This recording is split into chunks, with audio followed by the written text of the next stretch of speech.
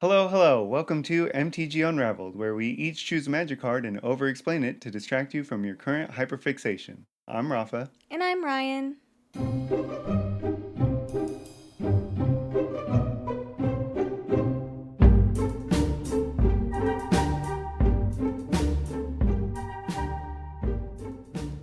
Thanks for joining us.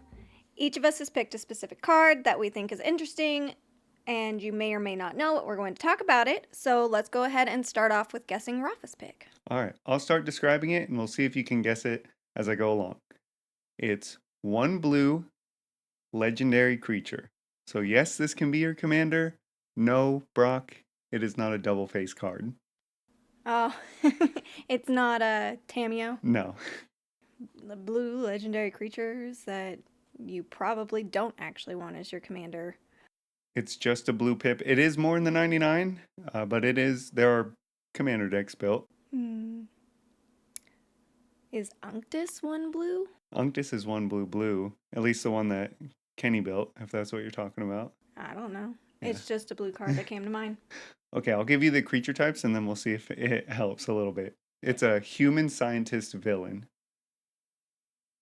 Villain. Mm-hmm. What sets do they have villains in? I'm gonna get this wrong, but I think the first one was Doctor Who, which is not what this set is from. I thought of Doctor Who. I thought of Fallout. Do they have I don't know. villains in Fallout? It's a Universes Beyond card, though. I don't think I know. No.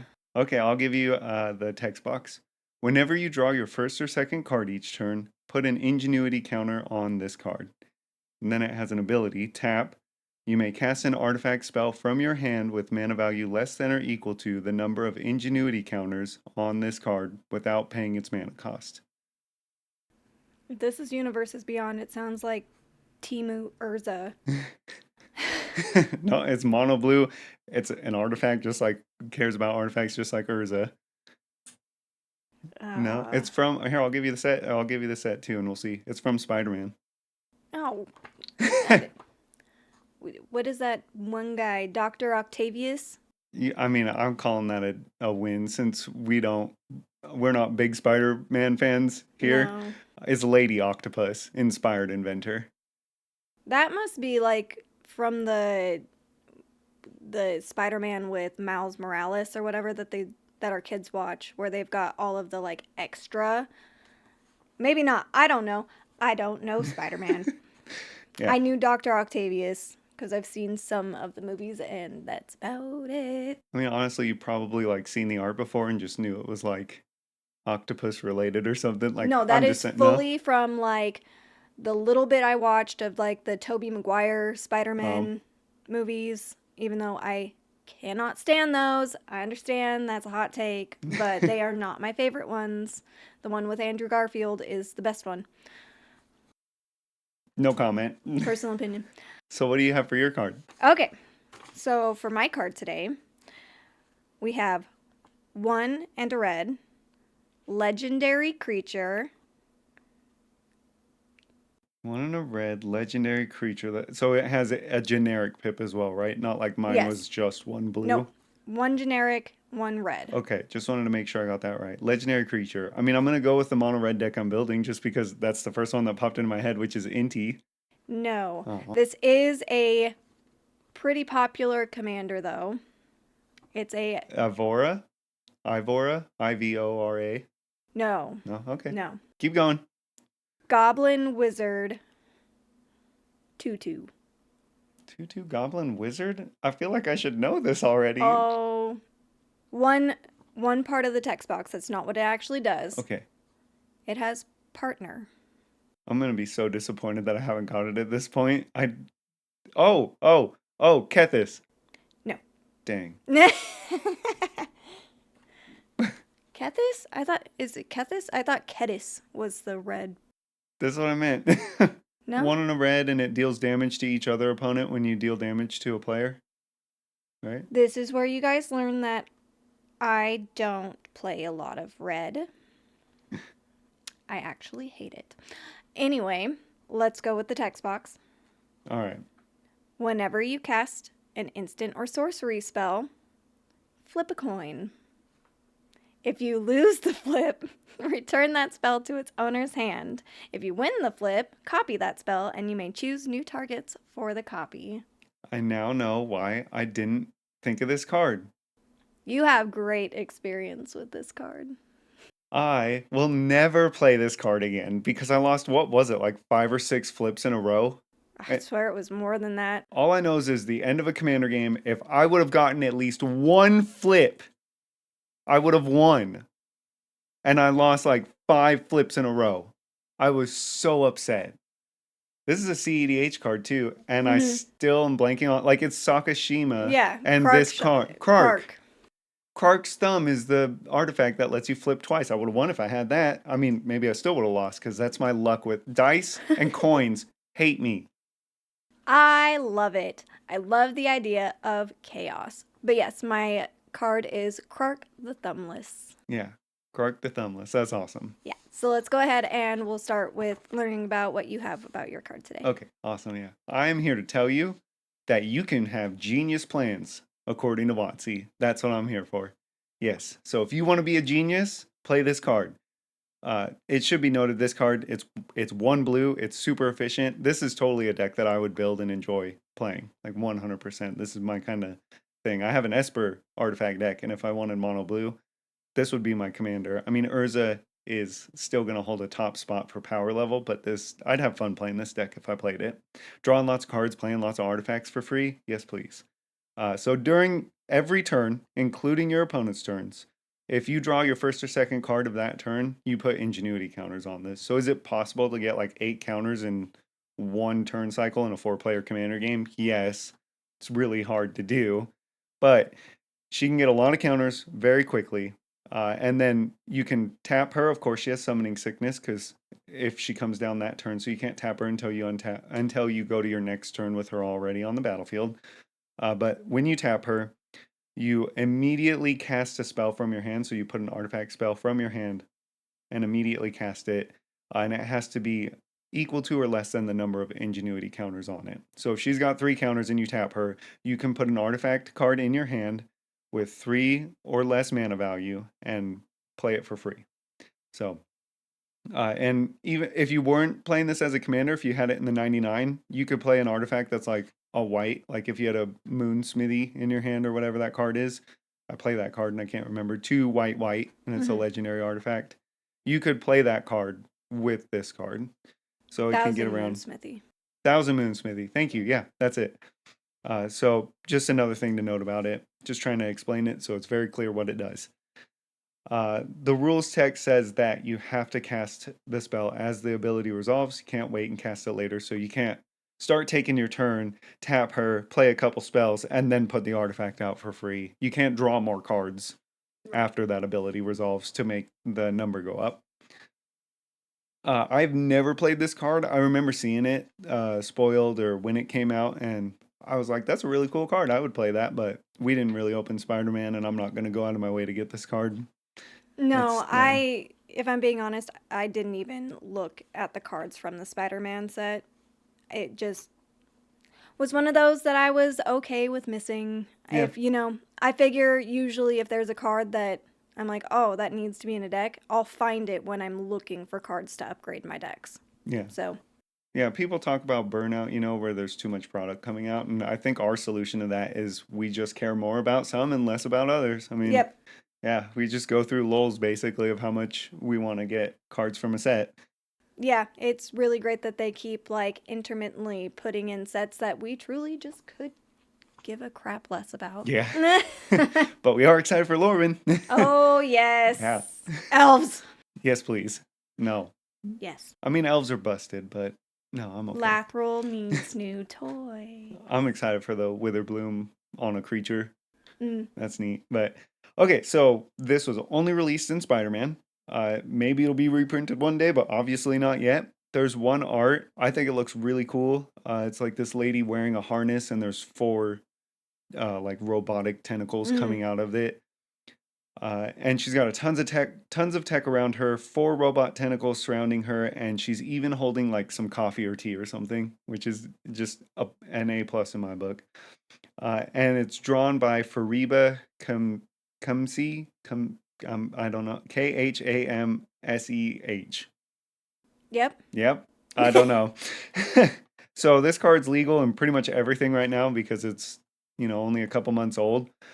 There's currently over 1,700 decks on EDH Rec as her in the command zone. So like I said, I mean, it's been built, but it's definitely not the most popular. No, that's And still quite a bit for a newer card, though. yeah, because we're filming this at the beginning of December, and so it's been out, what was it, end of August, September? I don't Yeah. even remember. I don't know, something like A that. couple months. Couple Yeah. months, but still, for it being a relatively newer set, only the better cards see that many decks built and submitted into EDH Rec. Yep. Yeah. And it's in almost 8,000 decks in the 99. So, I mean, it's definitely a 99 card. If you're in blue and running and you have an artifact strategy, this is not a bad card. It's a 1-drop too, which is always like a plus. Yeah. The price of the card for the base version is under $1. So if you want this, if you heard this card and you want it, it's very easy to get right now. The full art foil or the promo version runs about $5. So even the pretty version is relatively inexpensive. She doesn't have any flavor text. Her appearance speaks for itself. And let's go into the lore a little bit. It's all from Spider-Man, obviously. Her name is Carolyn Traynor, or sometimes referred to as Dr. Octopus 2. I should have put, she's referred to Dr. Octopus 2 and then becomes her own Lady Octopus 2. She's a villain, which is obvious from her creature type.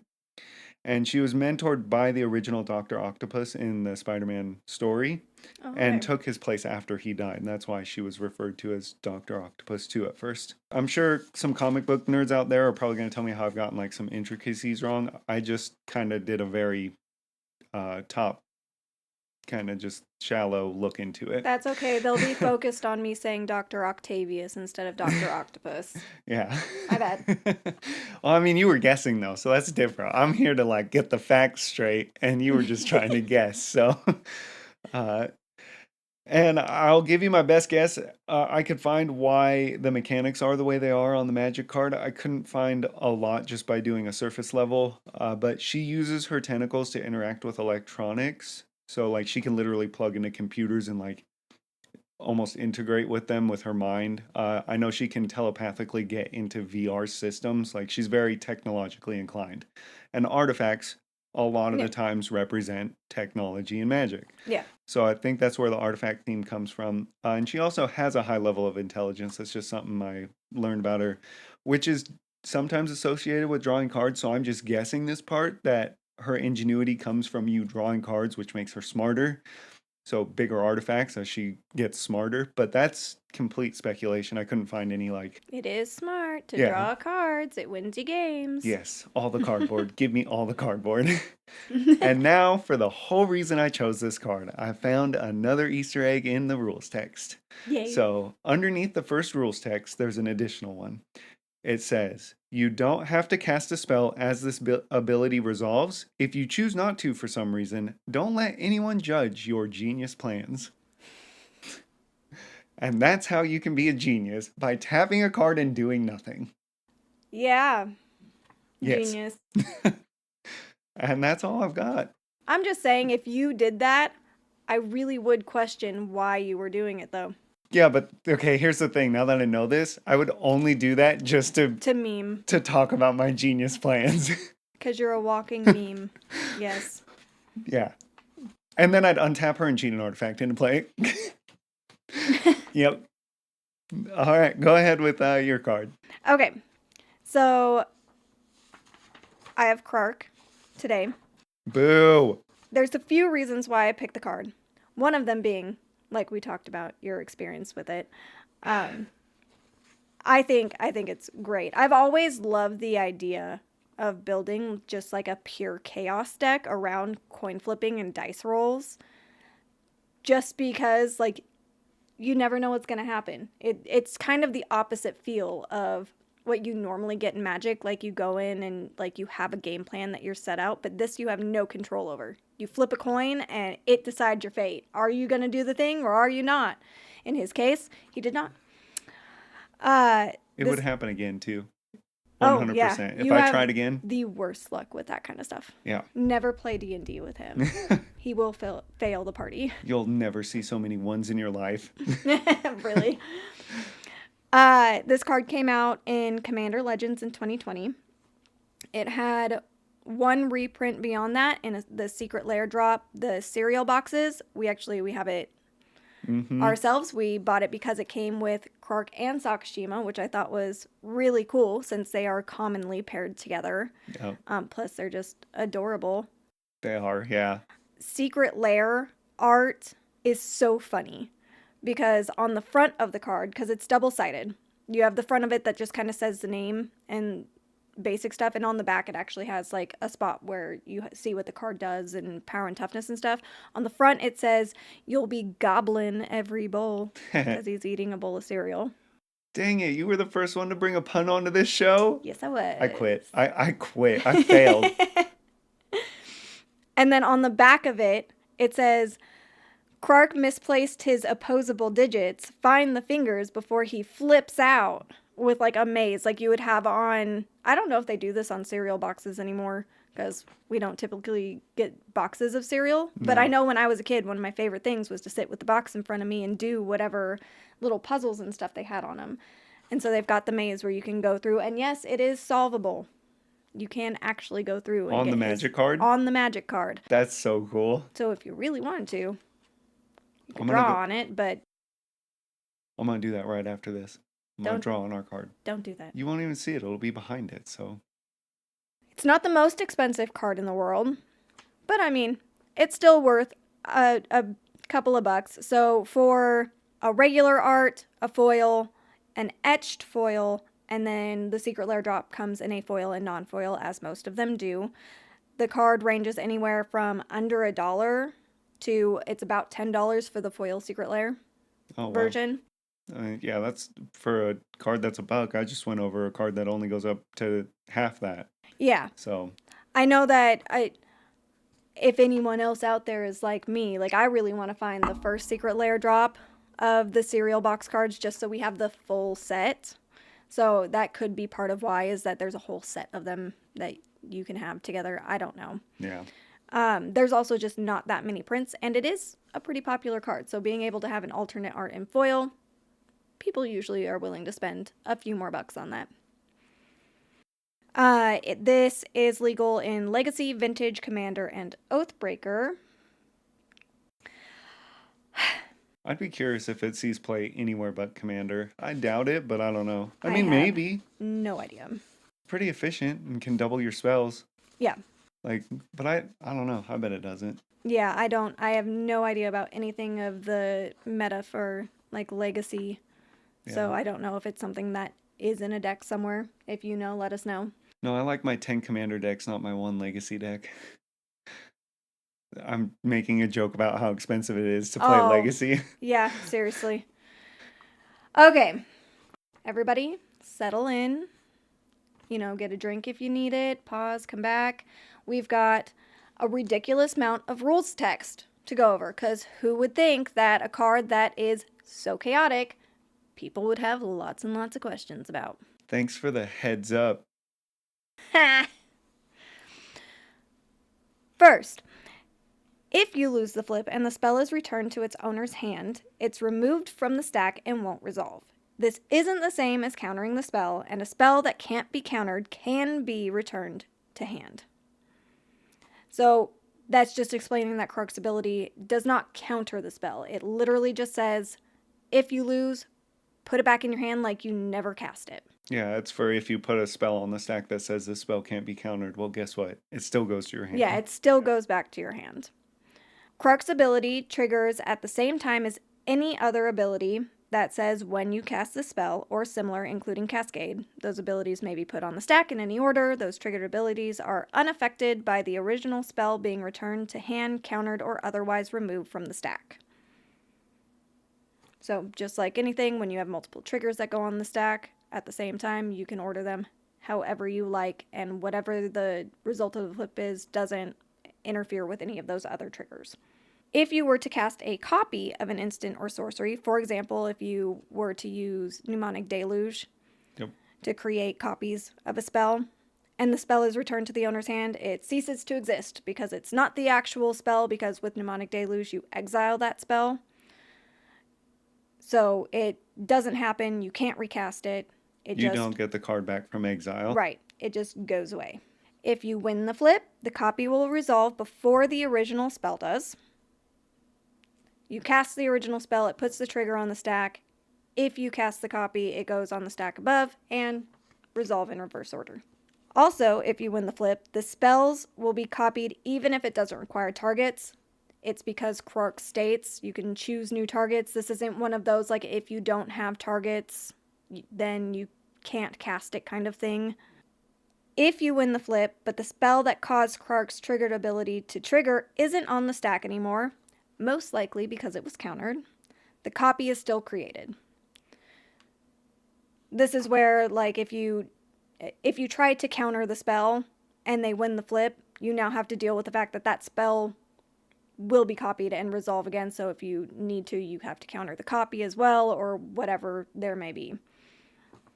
If you lose the flip, but it's no longer on the stack anymore, nothing is returned to your hand. The card stays in its current zone. And I'm sure these are things all CEDH players at least have come across because, yeah, absolutely. If you copy a spell with targets, the copy will have the same targets unless you choose new ones. You may change any number of targets, including all of them or none of them. So you can just say, nope, same thing, or you can choose new targets. If the spell that's copied is modal, aka it has like the bulleted list of modes, the copy will have the same mode or modes that you have already chosen. You cannot choose different ones, because those are when you cast them, you choose the modes, and you're copying it as the spell is when it's cast. So you don't get to choose new modes for those. That's one of those cast and copy are not the same thing. Exactly. Yeah. If the spell that's copied has an X whose value was determined as it was cast, the copy has the same value of X, same reason. If the spell has damage divided as it was cast, such as like Monstrous Onslaught, the division can't be changed, although the targets receiving that damage still can. The same is true for spells that distribute counters. So if you cast a spell and you say, I'm putting 2 damage here, 3 damage here, because you get to split up 5 damage, whatever it is. Shatter Skull Smashing. Right. You can choose new targets, but it has to be 2 and 3. You can't say 1 and 4. That's one of those I would have had to look in the rule book for. Yeah, that one I read it. This is the one when I was looking at the card information. I was like, what? And it took me about 3 times reading it to like really grasp what that meant. Because I was like, what do you mean? You'll have to excuse her. She really doesn't play red much. Really don't. Do you even have Shatter Skull Smashing in a deck? I do. Yeah? It is in my Roxanne Star that makes sense. Savant deck, because I make a ridiculous amount of mana, and that can be a win con. Okay, yeah, I was just like, I don't even know if you even run that spell, even though it's pretty good. I do, yeah. At least in one deck. I might also have it in Paco. In Paco, oh yeah. Because it's pseudo landfall. Yeah, you make a lot of mana in that deck too. Yeah, but I'm not actually sure. But if I can put a modal spell in there that's a land on the other side, I typically do, because why not have the options, right? Yeah, I mean, you don't run every single one in every deck though, so that's why I'm like, I don't know if that one would make the cut most of the time. No. Yeah. Yeah, I'm not sure. I do know that I have it in Roxanne though. Yeah. I have lots of X spells in that deck. Best place for it, yeah. Where was I? Okay. Oh, we're like halfway through. You can't choose to pay any alternative or additional costs for the copy. However, effects based on any alternative or additional costs that were paid for the original spell are copied as though those same costs were paid for the copy. So Toxic Deluge. Right. Anything that says as an additional cost, if it has a kicker or something like that, then if you did it for the first one, the second one gets it. If you didn't, you can't do it for the second one. You can't only kick the copy. The copy from winning the flip is created on the stack, So it is not cast. Abilities that trigger when a player casts a spell won't trigger. Makes sense for why a lot of the rules before this are what they are. You're not casting a copy. Like Mnemonic Deluge, you do cast the copies. This does not, Krark does not cause a cast of the copies. The rest of the rules text is about the partner ability. Saying that if it has partner, you can have 2 legendary creatures with partner in the command zone. It talks about, which I didn't know until I got Paco and Halden are partner with, specifically with each other. But the same thing applies if you have 2 commanders in the command zone. You track your commander damage separately. Yep. So if an opponent takes 21 damage from one of your commanders, then that's lethal. But it can't be like, 10 from Halden and 11 from Paco, because they don't add together. Which I didn't from know. Halden. Yeah, Halden's swinging. No, he's yeah. not. He's not doing anything. He sits there and says, "Good boy." And just some other little things about, if something says when your commander does something, either of them will meet that requirement. Casting free spells that require your commander to be out, like Fierce Guardianship, you only have to have one of them or both of them. If something applies to, like, you have to apply something to your commander, then you get to pick which one. It doesn't have to be one of them. You choose the target, and their commander tax is separate. I could be getting ahead, or maybe just adding just a little tidbit. But if it cares about how many times you've cast your commander from the command zone, then you combine both, though, in that case, right? It's different from everything else that you just went over. Yes. Yeah. If you have something that reads, for each time you have cast your commander from the command zone, both of those count.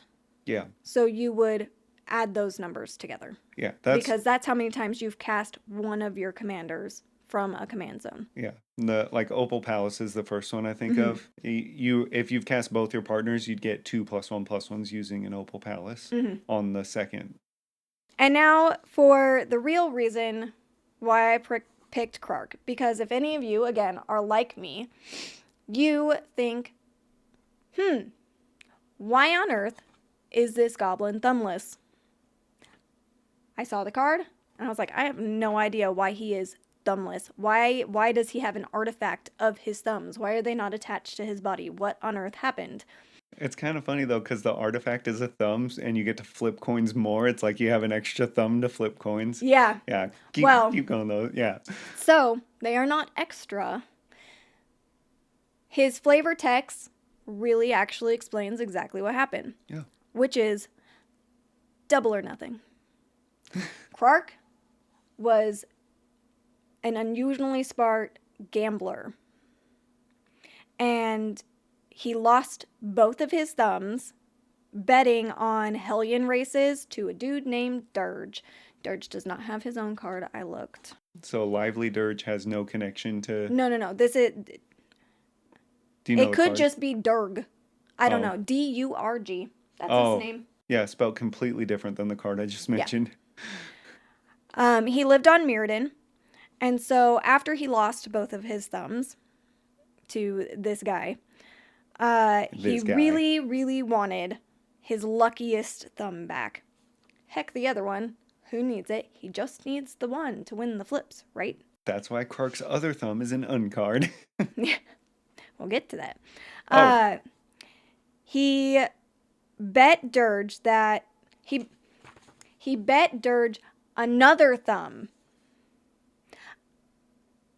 I don't know about you, but I only have 2, and for every goblin I've ever seen, they only have 2. So Durg was like, you have nothing to bet. What are you talking about? It's goblin math, bruh. Krark said, don't worry, I'm good for it. I'll get you a thumb. I'll get you a thumb if I lose. But he bet him another thumb that he could walk to the center of Mirrodin and back. Little guy walking to the center of something and back? I've heard this story before. That's the second Lord of the Rings reference on this show. Yeah. So Krark did it. He traveled deep into the center of Mirrodin, and weeks later, he returned bearing a book written and filled with a description of his journey. He got his thumb back, he wore it around his neck, until the day he died, where he was executed for heresy. After he died, there was a religion known as the Cult of Krark. This would be every card that refers to Krark clan. Oh, really? And things like that, yeah. This whole religion was based off of the Book of Krark. It holds that Mirrodin is hollow and states that if you look at the mana core, your eyes will turn to ashes and your feet will turn into goat hooves. He's believed by his cult to guide souls of the dead to the Steel Mother. Dude, this is Goblin Jesus. It's sweet. I've talked about my obsession with Phyrexia before, and I found this really, really interesting because this is like, Krark is the first one to discover the inner core of Mirrodin, which the inner core is what became the 8th circle of New Phyrexia, where the Mycosynth Gardens, like that core is where the Mycosynth Gardens exist in New Phyrexia. And so, like, he was the first one to find it, and he spread the information that this was a thing that later helped build New Phyrexia into the different layers that they are. If you would have asked me how much lore Krark has before we started this, I would have been like, probably like a couple lines or something. Like, he's probably just a little funny side character. That's crazy. He's actually a rather big part of one of the books that was written. It's called Moons of Mirrodin by Will McDermott back in 2003. Oh, wow. Yeah. Over 20 years ago. Krark's been around. Yeah, he's a real one. And then the fun facts are, like you brought up, there are 2 legendary artifacts. Sorry. One is One is Krark's Thumb, which is 2 generic mana, legendary artifact. If you would flip a coin, instead flip 2 and ignore 1. Obviously, that's really good with Krark because it allows you, if you lose a flip and win a flip, whichever one you would prefer to do, I guess, you get to pick. I'm assuming you would rather win the flip and copy the spell. No, there's a card Okay. Sorry. You have more than one Krark on the battlefield. Because that's the whole point of what Krark and Sakashima do, is you want to both win and lose flips so that you can make copies of the spells and still cast them, but get it back to your hand so that you can then recast it and do the same thing again and storm off with making, copies and doing whatever the heck you're doing. Yeah, well, even like Fierce Guardianship. What I thought was funny is, and I don't know why I found this as funny as I did, but Krark's Thumb is legal in Modern, whereas Krark isn't. Why? I don't know. Yeah, that's weird. But I think it's weird that only Krark's Thumbs can hang with the Modern crowd. So Krark is banned in Modern. Mm-hmm. So it is even in 1v1 formats, it's a pretty strong card. I wonder if it does see play in Legacy then. I don't know. Very possible. Yeah.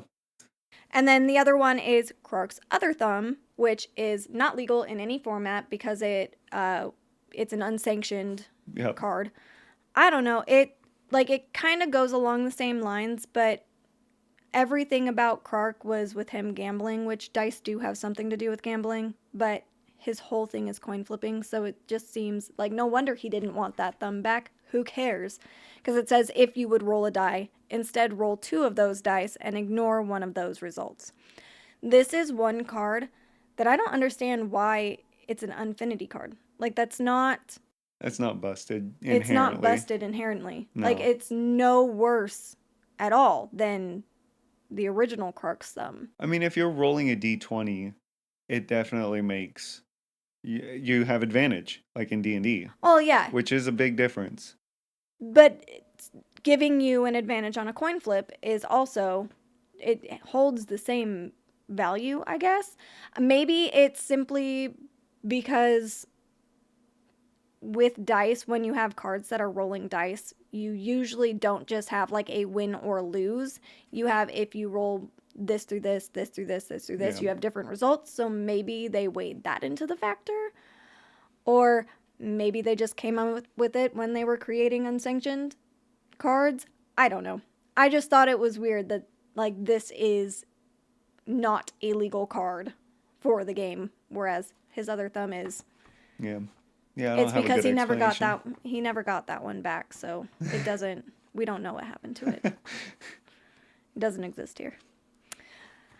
All right, so that's what we have for Clark and our cards today. Fantastic. Let's see what Ryan's next 3 cards are next episode.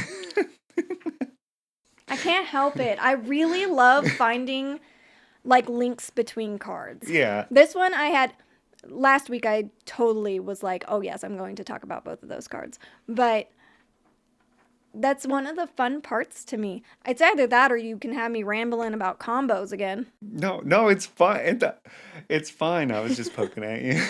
So before we say goodbye, is there anything that you want to talk about that you've been hyper-fixated on lately? Yes. So a few days ago, I was listening to a podcast.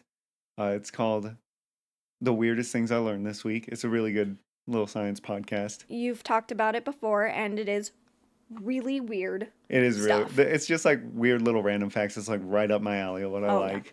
So I was listening to it, and one of the people on there was talking about scary movies, and I had an epiphany. I am a scary movie fan. Excuse me? So, No. That is the craziest statement, and I understand that you guys don't know this.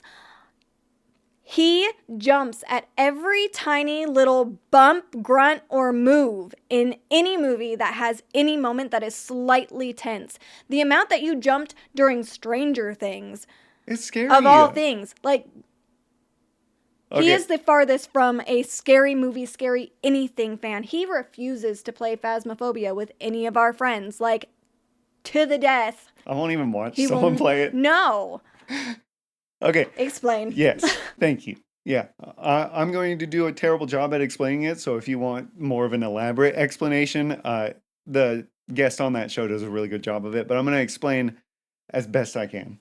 So scary movies come in many different flavors. And I'm not a fan of a traditional scary movie that you think of when you say scary movie. So I don't like the jump scares, movies that are just out to scare you by popping things out. I don't like the really gory, just slasher films. Those aren't my cup of tea either. And if they are your cup of tea, that's great. They could be good for you too. You just got to watch that.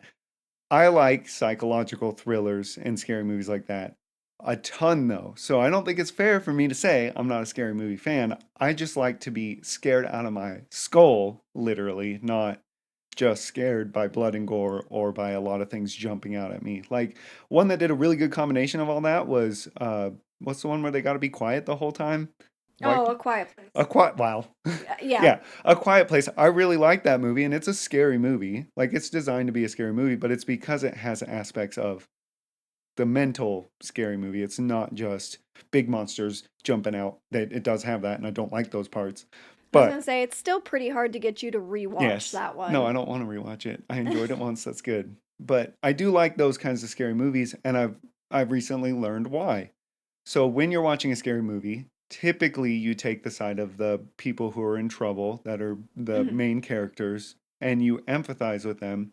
And the reason I think people enjoy scary movies is because it helps you kind of like not surrogate. There's a fancy word for it. It helps you live through that person overcoming their fears and their the stuff getting in the way. So when you like scary movies, you're overcoming your fears by pretending, in the scary movie, or empathize. And can't talk. Point being, I like those kinds of scary movies, and if you do, that's usually what you get out of it. Yes, some people really do just like to be scared. I don't really care for that. I mean, but I do like those kinds of movies, and now it makes sense. Yeah, the way you explain it, there's a whole lot of research on like exposure therapy, and that's almost one type of it without having physical exposure to something, because some things you just never could. Yeah. But I there's a lot of merit to that.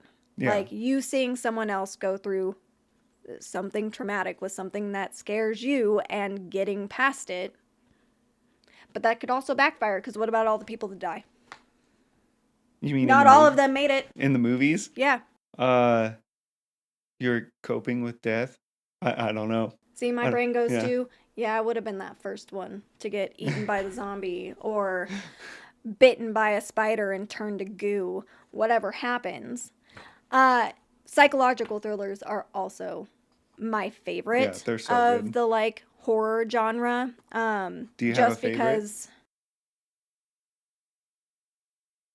Shutter Island was really, really good. It was really good. I'm sure if I thought about it more that there's probably ones that top my list. More recently, I've really liked, and I say recent, but these are probably a couple of years. The Menu was really good. It was. Yeah. I did really, really enjoy that one. And Midsummer was also really good. See, you pulled them out for me. Well, I had time to think about this before. See, and I like those because they are ones that, not for you, but for normal people who can't just guess a movie in the first 3 seconds. They're harder to figure out because they have pieces that you just don't see coming. Yeah. I had no idea what the heck was going on. Like, I knew something was off in Midsummer, but I had no idea exactly what it was until it happened. And I went, what the fuck is this? It was so weird, but it was one of those that at the end I was like, oh, but it was so good. It was so good.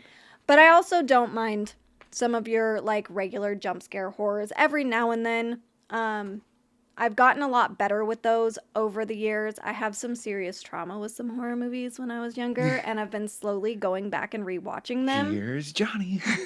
The Shining is a big one. The bathroom scene scared the heck out of me, and hey, I have a random fact for once. The bathroom scene in The Shining was filmed at the Mount Hood Lodge in one of the rooms there, and my uncle thought it would be hilarious to point that out to me and then go, she's in there, and scared the heck out of me when I was like, I don't know, 8 or 9, way too young to be watching that movie. See, in my head, that's cruel. But again, the research shows that exposing your kids to fear, especially through like scary movies, and look it up, don't just show them the worst of the worst or anything, but it can actually be good for you as a child too. Yeah, I can see that. And also, it just changes as you get older. Because, like I was saying, I have gone back and rewatched some of these, and they just don't scare me anymore. For the longest time, Chucky was my worst nightmare. Yeah. I was so terrified by that movie. Went back and rewatched it, and I thought it was the dumbest movie I've ever watched in my life. I was like, why was I scared of this? But you lived with porcelain dolls, right? So, like, that's... I was a collector when I was a kid. Yeah. And that actually seems to be a lot of my, like, fears. See, it scared me more than Chucky when I was a kid. Yep, it got me. Yeah. And then 13 Ghosts is a movie that I still haven't gone back and watched, but I only watched, I don't know, maybe 15 minutes of that movie, and then could not do it. And we'll end it with my hot take about kids and scary movies. The Brave Little Toaster is a toddler horror movie. It is a young child horror movie. Watch it. The vacuum part was scary, but it's not. And the fans of Bully and the junkyard. That little toaster is getting bullied the whole movie. It's scary. I loved that movie when I was a kid. It was one of my favorites. It scared me so bad when I was so small. And now you go ahead and watch it if you haven't, or if you have, you're probably laughing at him right now like I always do when you bring that up. And yeah, you can see why he mostly would be considered not a horror movie fan. Yes, I am a weenie when it comes to scary things on movies. Yes, good way to put it. Yeah. Anyway, where are you on the internet? So you can find us on TikTok at Dicentric Games and on YouTube. If you want to find any of my own content, that's just me. I would be under Bytesize or Bytesize 92, depending on the platform. Just search both. You can find me on Instagram, TikTok, Twitch. I don't know where else. I don't do a whole lot of individual content right now. Yeah, neither do I. But if I'm on the internet or in the Discord, it's under Socratic Irony too. Well, we hope you learned something new besides the fact that he's a weenie with scary movies. Your words, not mine. Yep. Let us know if there's anything else interesting about the cards that we chose or what you found interesting from today's episode. If you would like to share any of the quirks that Magic has hidden in their cards, join the Discord in the description. If you have questions or suggestions for the show, please leave a comment or send us an email. We would absolutely love to hear from you guys. Thank you, everyone. Enjoy your week. Click all the buttons. Do all the things. Bye.